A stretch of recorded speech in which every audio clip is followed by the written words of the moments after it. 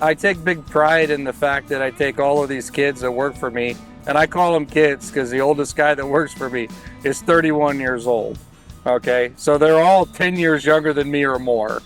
And I love the fact that we can take any of them and make them something. There's 4 guys out here right now on the job that are working that 6 months ago didn't work here, didn't know nothing about what they're doing.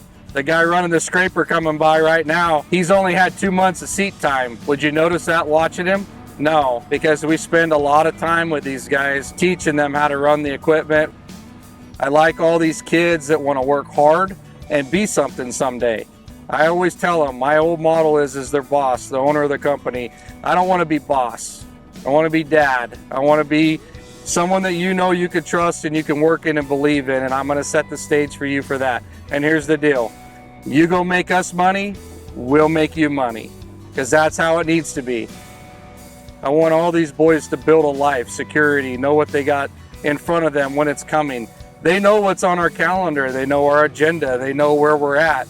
They even, most of them know financially where we're at, because they feel vested that, hey, if I break that, if I don't do this, if I don't do that, it's going to cost the company money, or it may not materialize into something good for us. So we've tried to build that whole culture with all these kids to make them understand that a company is very fluid, but it's also can be very devastating if you don't do things the right way.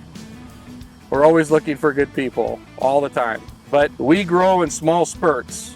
I'm not one of the guys that jumps in and I'm going to go get 10 people. And there's a lot of my competitors that will go put a hiring spree on because the work's there. They go, and then they lay a bunch of people off. I'm all about building family and building life.